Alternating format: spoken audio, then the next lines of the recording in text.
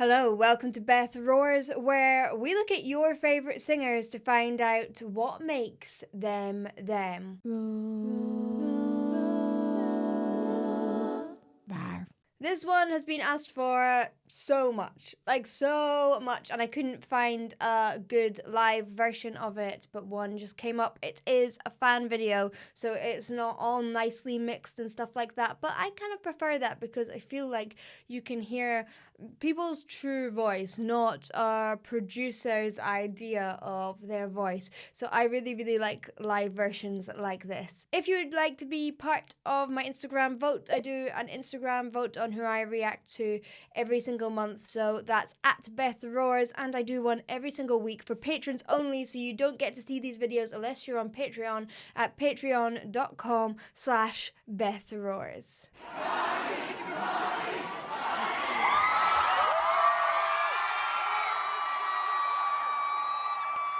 Here we go.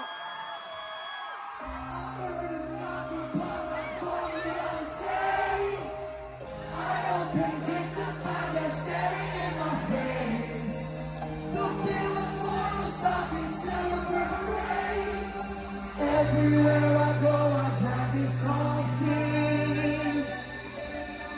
Just in case. You can hear he's got a naturally really high voice, really balanced.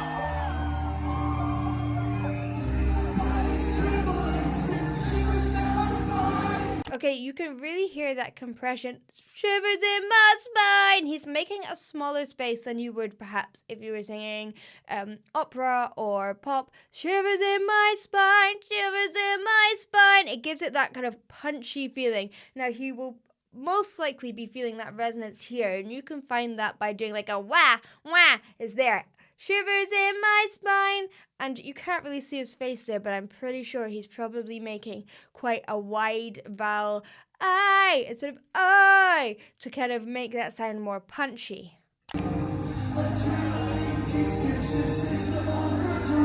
It's nice and relaxed at the bottom here though. Every single time you roll a crooked ties.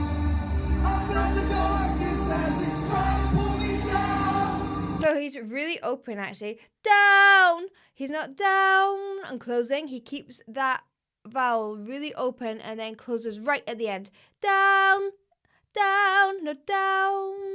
Which gives it a really kind of free sound. As I say, he's still keeping a slightly smaller space, but I would never say try to make a smaller space. In my experience, people generally automatically make too small a space inside their mouth in order to boost the sound. So generally we want to try and make more, but obviously, there are some styles of singing that are even more space in the mouth and the vocal tract than this.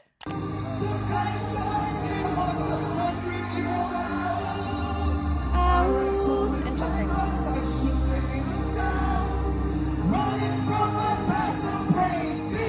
I love those strong consonants.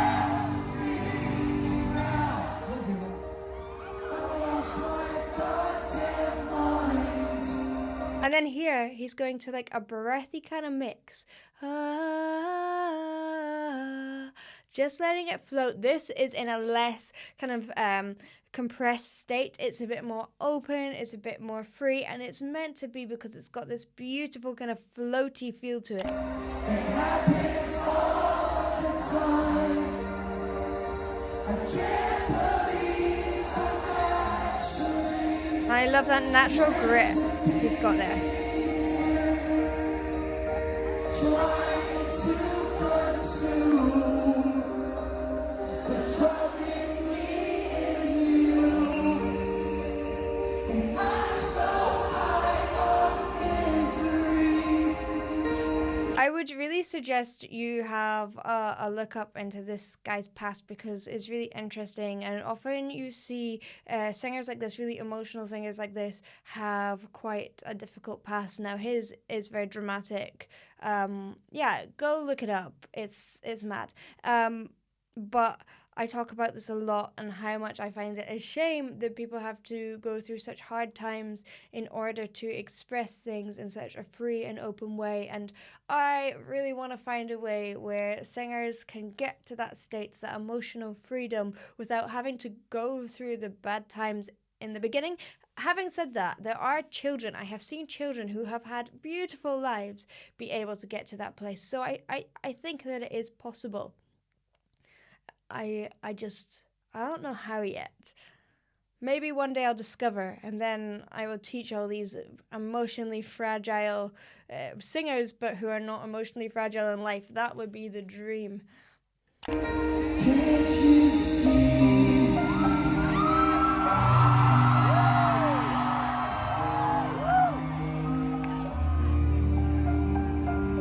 I've got these questions always running through my head. So many things that I would like to understand. If we are born to die, we all die to... See how he's using those different tones? Born to die. Flipping up to his head voice so he gets that light kind of floaty feel. In this area of the voice, there are so many tones we can use now. It's all to do with so many things, like the thickness of your vocal cords, the register you're using, and there's a lot of debate over how we classify those. But at the end of the day, it doesn't really matter. There are two different textures going on here. Da, da, da, na, na, na. Instead of that, you don't want to continue that up. He wants to kind of push in and then step back. And playing around with textures, it's just so important with singing. What? Big W.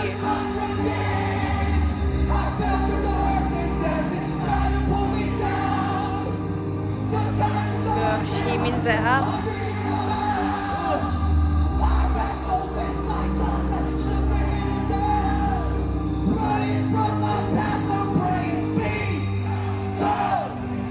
Oh gosh, you need to read up about this guy. And you can see that there, it's not always beautiful. Sometimes it sounds like he is at the edge of just screaming, which it's beautiful in its own way. I mean, it connects with you emotionally. If you're being fancy about it, there are mirror neurons in your brain. So when you see or hear something, an emotional thing, then you automatically feel that emotion. So when you hear the sound of screaming, you feel that emotion, the emotion of anger and despair here, I would say. This is a mistake that a lot of singers make. I think they try to make things too well sung and pretty, but actually what gets us is when we're connecting to those raw emotions, when it is broken, when our voice is doing the things that we do when we're naturally going about our lives, I guess. I lost my goddamn mind. It happens all the time. I can't believe I'm actually meant to be here, trying to consume the drowning is you. Like the way he flips up and just lets it crack at the end. Like that extra push of breath at the end, which kind of makes the sound break and flip. When do we do that in life? When we're crying or we're so upset. But then you can hear that his voice is so balanced the rest of the time. You can't just be emotional and then not be able to sing in pitch. He's balanced and in pitch.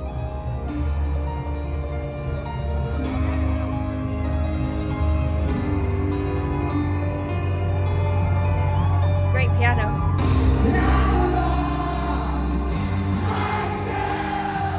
Sail! It's not oversung. Again, it's not ta-da. It's not oversung. To sail! It's almost like a shout. It's so dramatic. So long, goodbye. You tried to break this ties.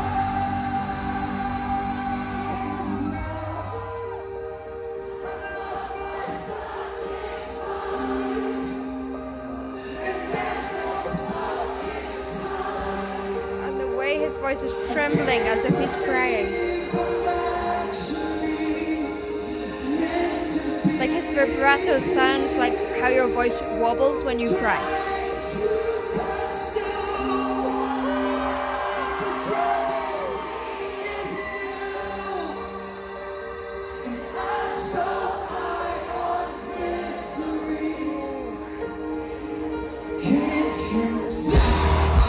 Woo! This is an emotional roller coaster in it.